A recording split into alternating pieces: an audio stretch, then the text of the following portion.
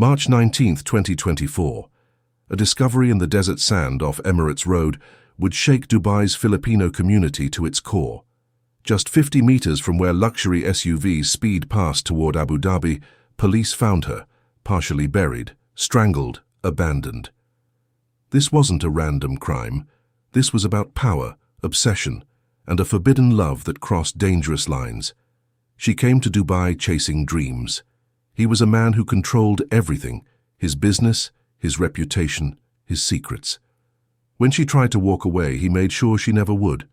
But who was she, and what deadly choice led to her body being found in the sand? Stay with me to the very end to find out why. Welcome to True Crime Journal HQ. Thanks to all our viewers and subscribers for your support. Stay with us for daily update on the most shocking true crime stories. Don't forget to like, share, and subscribe. Before we start, if you want to learn how to protect yourself from potential danger, then download your free ebook titled Safety for Women Over 40, Everyday Habits to Outsmart Criminals by clicking the link in the pinned comment. Isabella Reyes was born on a humid August morning in 1995 in a modest apartment in Quezon City. Her father, Rodrigo, drove a jeepney through Manila's chaotic streets 6 days a week, weaving through traffic from dawn until dusk. Her mother, Elena, taught grade school students their ABCs, coming home each evening with chalk dust on her hands and stories about her day. They weren't wealthy, but they had each other. As the eldest of 4 children, Isabella understood responsibility before she understood childhood. While her younger siblings played patintero in the streets, she helped her mother prepare meals, checked her brother's homework, and kept the household running. Money was always tight. There were months when rice and dried fish became every meal, when new school supplies meant choosing between her needs and her siblings. But Isabella excelled. She devoured books borrowed from the barangay library, stayed up late studying under a single bulb, earned academic medals that made her parents' sacrifices worthwhile. Every Sunday, the family squeezed into one pew at their local church, her mother whispering prayers for a better future. Isabella made a silent promise to God and to herself. One day she'd lift her family out of this struggle. One day their sacrifices would mean something. That promise drove her through university.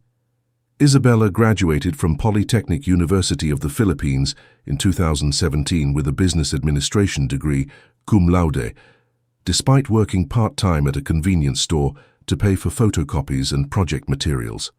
Her graduation photos showed a young woman with determined eyes and a smile that carried the weight of her family's dreams.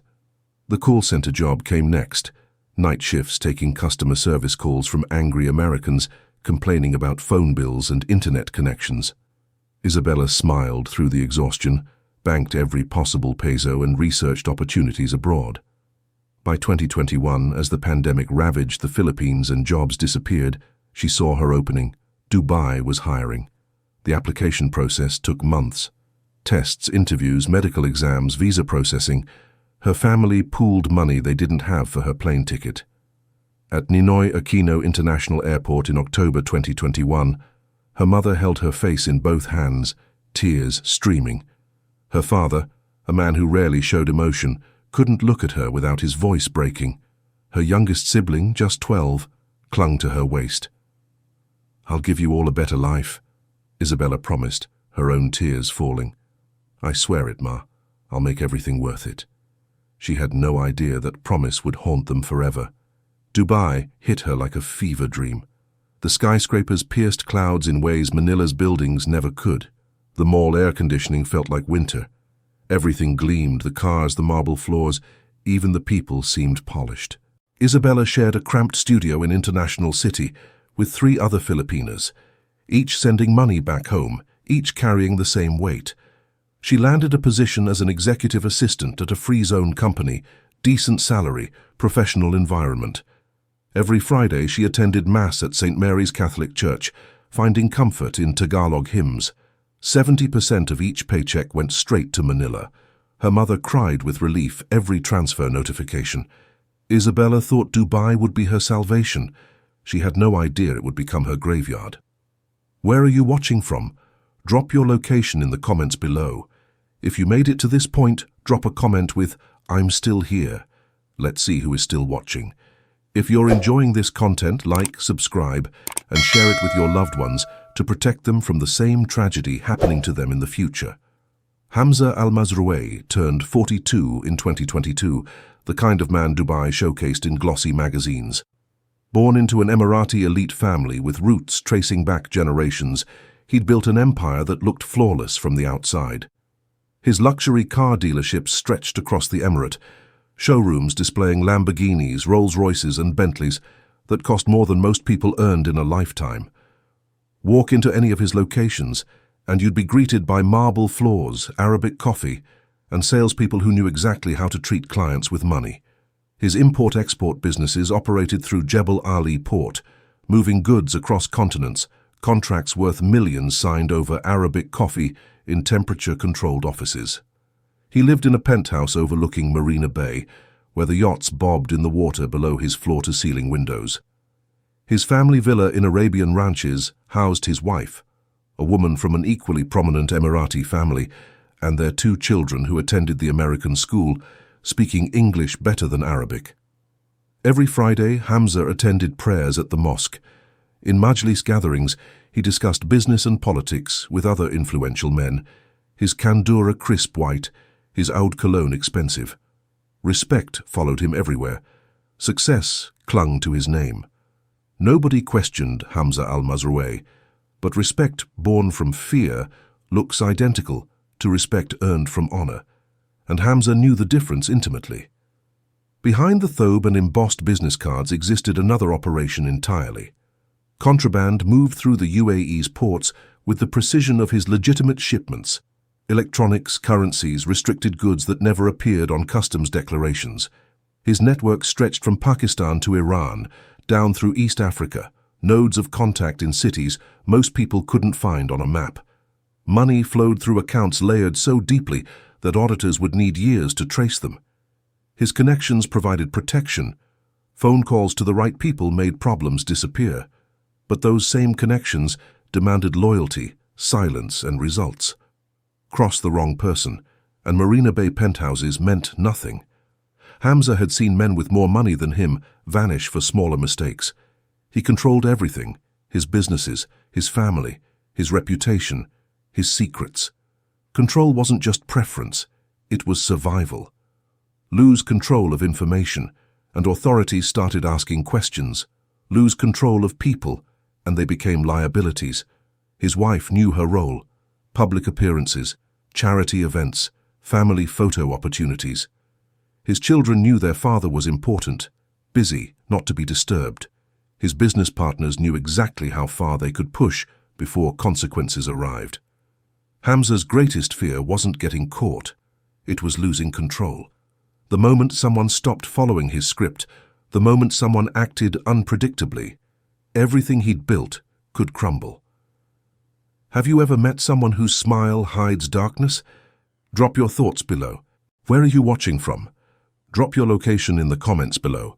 If you made it to this point, drop a comment with, "I'm still here." Let's see who is still watching. If you're enjoying this content, like, subscribe, and share it with your loved ones to protect them from the same tragedy happening to them in the future. And then, at a business reception in 2022, Hamza's 2 worlds collided when he met Isabella. November 2022. The business networking event at Atlantis. The Palm attracted Dubai's elite, entrepreneurs, executives, investors, circulating through the ballroom with champagne flutes and business cards. Isabella attended as her boss's assistant, tasked with taking notes and managing introductions, blending into the background as assistants do. Hamza noticed her immediately. Not just her beauty, though she was stunning in a simple black dress that cost a fraction of what other women wore. It was the way she carried herself, intelligent, attentive, graceful. She listened more than she spoke, took mental notes, helped her boss navigate conversations with quiet efficiency. He approached during a lull, introducing himself with the practiced charm of someone accustomed to getting what he wanted. They discussed business, his dealerships, her company, the growth of Dubai's free zones. Conversation flowed easily. She was smart, well-spoken, respectful, but not intimidated. He found that refreshing. "We should connect professionally," he suggested, handing her his card. "My company always needs good people." Isabella accepted it politely, offering hers in return. "For professional purposes," she said with a slight smile. That night, as she prepared for bed in her cramped international city studio, her phone buzzed. A WhatsApp message from an unknown number. "It was a pleasure meeting you tonight. Hamza." It started innocently enough. Coffee at City Walk on a Saturday afternoon, discussing career opportunities and life in Dubai. He was charming, attentive, asking about her family, her dreams, what brought her to this city. She found herself laughing, relaxing, enjoying the attention from someone who seemed genuinely interested in her story. The coffee meetings became dinners, Zuma for Japanese fusion, where the bill exceeded her monthly rent, Nusa Et, where Salt Bay himself performed table-side gold-flaked meat glistening on her plate. Places she'd only seen on Instagram, now part of her reality. Then came the gifts. A Gucci handbag delivered to her office with a note. "Saw this and thought of you." A Chanel perfume that cost more than she sent home in a month. Louis Vuitton sunglasses. Each gift came with the same message. "You deserve beautiful things." He never mentioned a wife. She noticed he never posted about her on social media, never answered certain calls in her presence, kept their meetings during work hours or late evenings. She didn't ask questions. Maybe she didn't want to know the answers. After years of sacrifice, cheap meals, shared studios, every dirham counted, the attention felt intoxicating. Someone powerful wanted her, someone successful promised, "I'll change your life, Isabella, just be patient." Her roommate Sophia warned her repeatedly, "Isa, this won't end well. Men like that don't leave their wives." Isabella ignored the warning signs. She was 27, tired of struggling, and someone finally made her feel valued.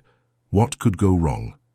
6 months into their relationship, Hamza rented an apartment in JBR, their secret sanctuary with floor-to-ceiling windows overlooking the beach. Isabella would arrive in the afternoons when her work finished, leave before midnight. Stolen hours that felt like a different life. He continued making promises. "Once the timing is right, I'll handle everything properly," he'd say, stroking her hair as they watched the sunset. "You'll never have to worry about money again." But guilt crept in.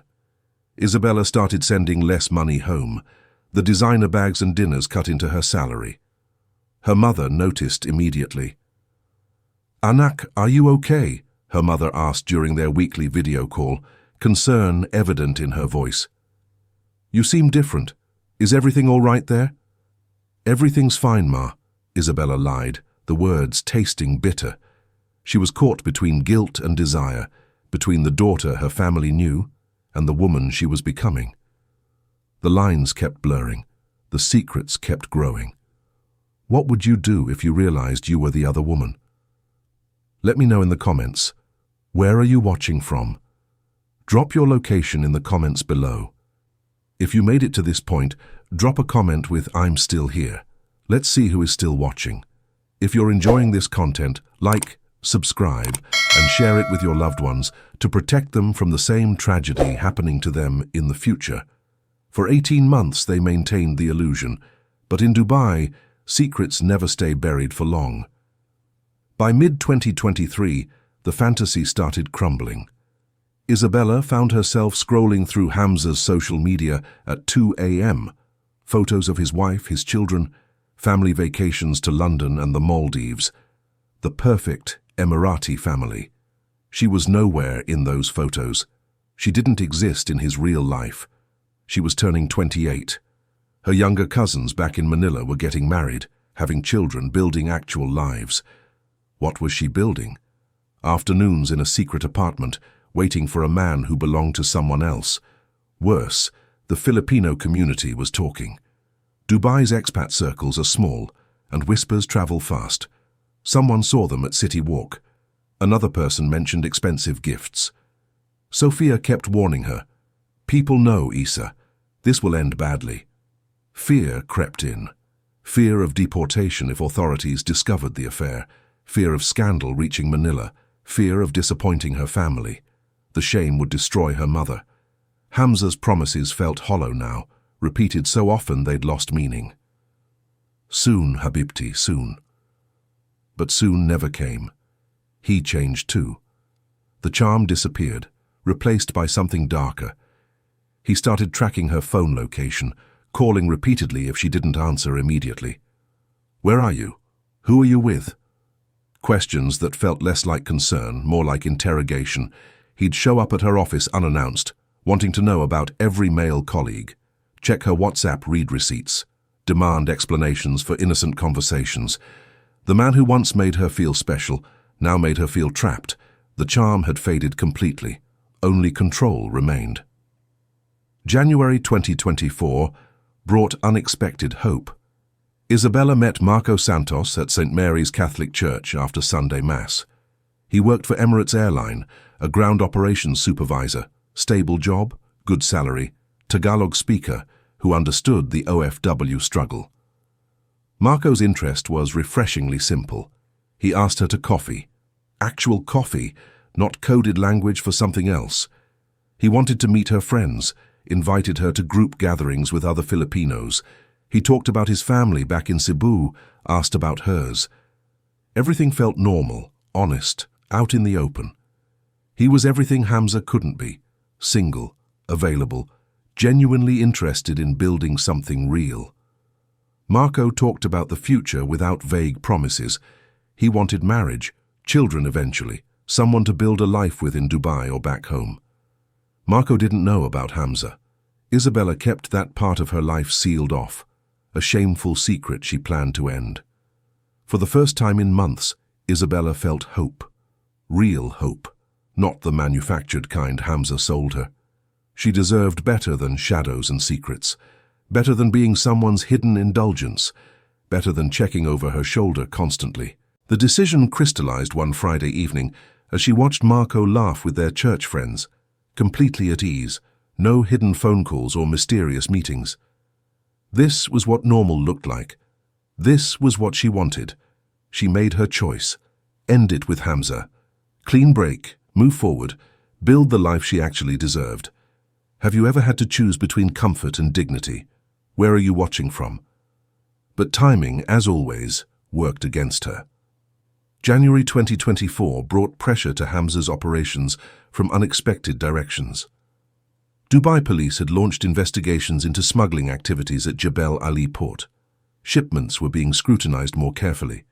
Business partners were getting nervous, some disappearing entirely. Hamza grew increasingly paranoid. Every phone call felt like a threat, every unexpected meeting a potential trap. And then there was Isabella. She'd been distant lately, distracted, less responsive to his messages. She knew too much. 18 months of pillow talk, documents left carelessly on tables, phone conversations she'd overheard, business details, names, connections, information that could destroy him if she decided to talk. He'd noticed her pulling away but couldn't accept it, couldn't control her anymore, and that terrified him more than any police investigation. In his world, people who couldn't be controlled became liabilities. People who knew secrets became threats.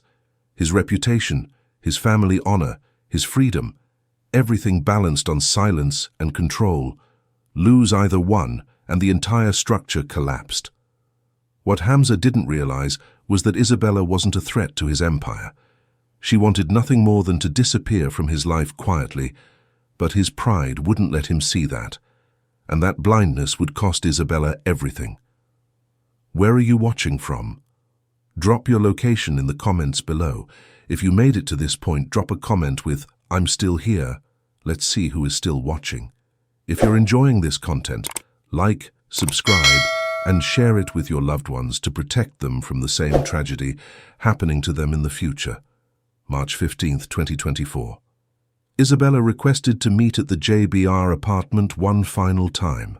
She'd rehearsed the words for weeks, practiced the speech in front of her bathroom mirror, prepared for every possible reaction. She could do this. She had to do this. She arrived at 7 p.m. as the sun melted into the Gulf, painting the sky in shades of orange and pink. The apartment that once felt like freedom now felt suffocating.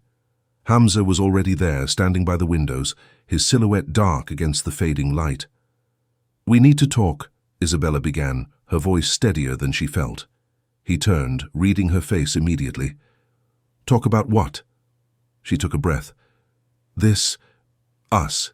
It needs to end, Hamza. I can't do this anymore." The silence stretched between them like a wire pulled too tight. "I've met someone," she continued, the words tumbling out. "Someone who can marry me properly. Someone who wants a real future, not stolen afternoons and empty promises."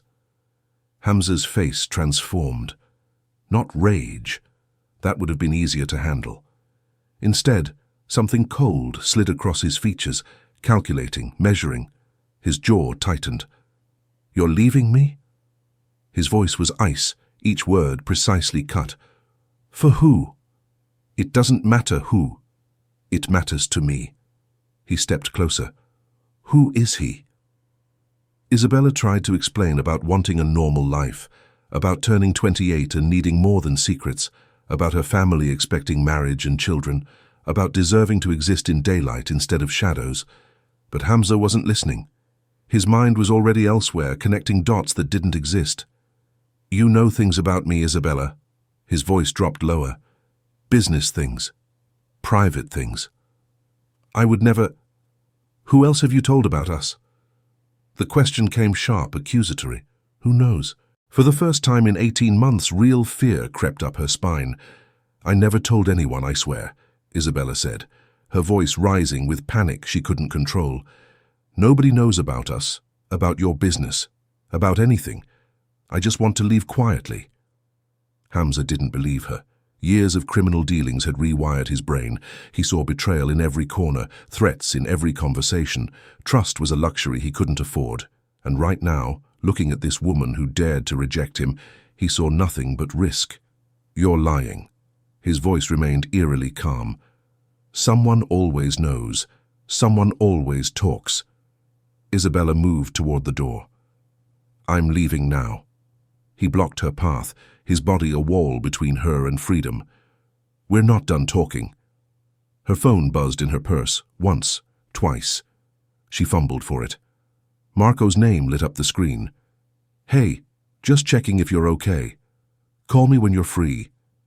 Hamza saw the name, read the message. His eyes went dead, flat, empty of everything except calculation. Something shifted in the air.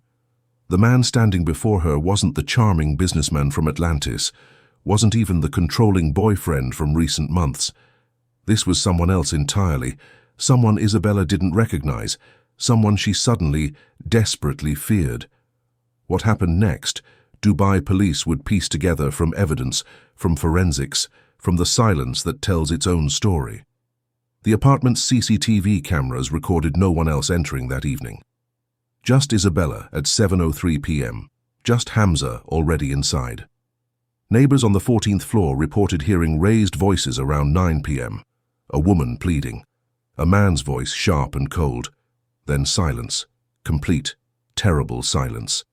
The next 48 hours would reveal the true cost of forbidden love in a city built on secrets. Where are you watching from? Drop your location in the comments below. If you made it to this point, drop a comment with "I'm still here." Let's see who is still watching. If you're enjoying this content, like, subscribe, and share it with your loved ones to protect them from the same tragedy happening to them in the future. March 16th, 2024.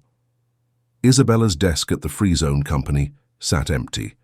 Her computer remained logged out, her coffee mug unused. Her supervisor tried calling, straight to voicemail. This wasn't like her. Isabella was never late, never missed work without notice. Sophia, her roommate, had been calling since morning. 23 missed calls, 37 unanswered messages. By evening, panic replaced confusion. Sophia drove to the JBR apartment, the one Isabella never officially mentioned, but Sophia knew about anyway. The door was locked, lights off. No response to frantic knocking. She called Marco, hoping maybe Isabella was with him. "I haven't heard from her since yesterday," Marco said, worry bleeding through the phone. "She was supposed to call me last night. I texted her multiple times." March 17th, 2024. Sophia walked into Al Barsha police station, her hands shaking as she filed the missing person report. Within hours, the Filipino community mobilized. Facebook posts spread across OFW groups. Search parties formed. The Philippine consulate contacted Dubai police directly. Isabella's face appeared on social media feeds across the emirate. Missing, Isabella Reyes, 29, last seen March 15th. The police requested CCTV footage from the JBR building immediately. What they found made the case urgent.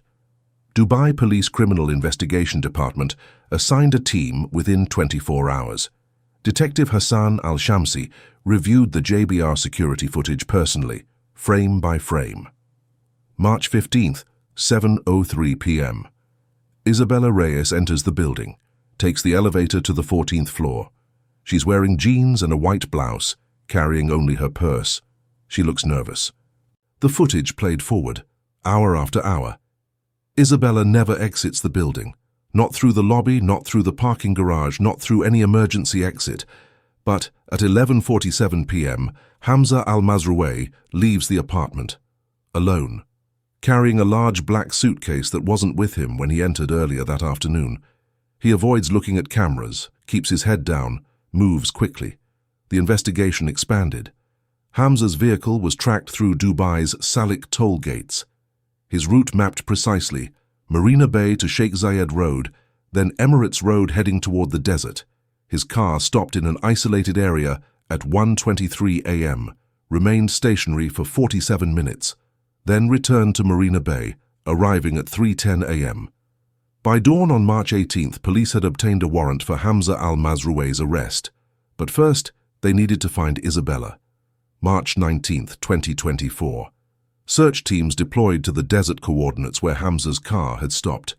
The sun was already brutal at 9 a.m., heat rising in waves off the sand. K9 units led investigators 50 meters from the road. The dogs stopped, began digging.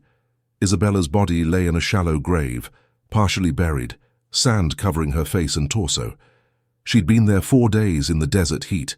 The medical examiner's preliminary findings: manual strangulation, petechial hemorrhaging in her eyes, time of death estimated between 9:11 p.m. on March 15th. Her phone was destroyed, crushed beyond recovery. The jewelry Hamza had gifted her, gone, likely pawned or discarded. But DNA evidence was everywhere, under her fingernails, defensive wounds on her hands and forearms, bruising on her neck matching adult male hand patterns. Isabella Reyes had fought for her life. Could you imagine dying far from home, your family not knowing what happened? Share this with someone who needs to hear it. Where are you watching from? Drop your location in the comments below. If you made it to this point, drop a comment with "I'm still here." Let's see who is still watching. If you're enjoying this content, like, subscribe, and share it with your loved ones to protect them from the same tragedy happening to them in the future. March 20th, 2024. Detective Al-Shamsi and his team arrived at Hamza's luxury car dealership in broad daylight. Customers browsed Lamborghinis while police vehicles surrounded the building. Hamza was in his office reviewing contracts when officers entered. "Hamza al-Mazrouei, you're under arrest for the murder of Isabella Reyes." He looked up, face blank, performance already beginning. "I don't know what you're talking about. There must be some mistake." But there was no mistake. The evidence was overwhelming, suffocating in its completeness. CCTV footage showed everything. Isabella entering, never leaving. Hamza departing with the suitcase. Phone records placed both their devices in the apartment that night, then hers going dead at 9:47 p.m. GPS data from his vehicle mapped the exact route to the desert burial site. DNA evidence sealed his fate. Skin cells under Isabella's fingernails matched Hamza's genetic profile. Fibers from his car trunk clung to her clothing. Forensic teams searched the JBR apartment and found what Hamza thought he'd erased. Luminol revealed blood traces on the living room floor, the hallway, the bathroom tiles, glowing blue under UV light despite his desperate cleaning attempts. He'd scrubbed for hours, but blood speaks even in silence. The investigation into his movements exposed everything else: the smuggling operation, falsified import documents, offshore accounts. What started as a murder investigation demolished his entire criminal empire.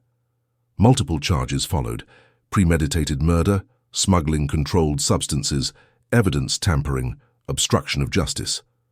Hamza al-Mazrouei, the untouchable businessman, sat in Alawiya Central Jail awaiting trial. The case reached Dubai Criminal Court in July 2024. International media covered it: Bloomberg, CNN, Al Jazeera. The courtroom filled with observers, Filipino community members, human rights advocates, journalists. Hamza's defense strategy was predictable: self-defense. He claimed Isabella attacked him, that he defended himself, that her death was accidental. "She came at me with a knife," he testified, voice steady, eyes dry. The prosecution dismantled his lies methodically. Forensic pathologists testified about Isabella's defensive wounds, injuries sustained while protecting herself, not attacking. Her arms bore bruises from being grabbed. Her neck showed manual strangulation requiring sustained pressure for 3 to 5 minutes. Nothing accidental about that. Phone records proved Isabella had told no one about his criminal activities. Marco testified about their relationship, how Isabella wanted a clean break, nothing vengeful. Sophia described Isabella's fear that final week, how she'd practiced her goodbye speech. Hamza showed no emotion throughout the trial, no remorse, no tears, no acknowledgement. His coldness shocked even experienced court observers. The Filipino community packed the courtroom every single day, wearing white shirts with Isabella's photo, holding rosaries, praying for justice. September 12, 2024. The verdict: guilty of premeditated murder. The sentence: life imprisonment. Hamza's face remained blank as the judge read the ruling. He'd lost control one final time. Isabella's body was repatriated to Manila in late March. The funeral drew hundreds: family, friends, former classmates, people who'd never met her but felt the injustice. Her mother collapsed at the casket, wailing in Tagalog, "My baby, my baby." Her parents received her final salary transfer 2 weeks after her death. Money earned before she died, sent automatically. The cruelest reminder.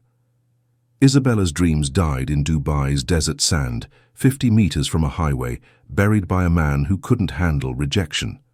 Hamza's family disowned him immediately. His wife filed for divorce within days, took their children back to her family's compound. His name became poison in Emirati society. The smuggling network collapsed as authorities arrested his associates. Isabella's case became a cautionary tale whispered in Filipino churches, shared in OFW group chats, told to young women arriving in Dubai with dreams. What lesson do you take from Isabella's story? Let me know below. Where are you watching from? Drop your location in the comments below. If you made it to this point, drop a comment with, "I'm still here." Let's see who is still watching. If you're enjoying this content, like, subscribe, and share it with your loved ones to protect them from the same tragedy happening to them in the future. Dubai stands as a city of contradictions, gleaming towers reaching toward heaven, while shadows stretch across the desert floor. For every success story, there's a cautionary tale whispered in labor camps, shared apartments, church gatherings. Thousands of OFWs arrive yearly seeking better lives, carrying their families' hopes in battered suitcases. Isabella's story isn't unique. The details change, different names, different circumstances, but the core remains: power imbalances, vulnerability, dreams exploited. When secrets collide with obsession, when forbidden relationships exist in shadows, danger multiplies.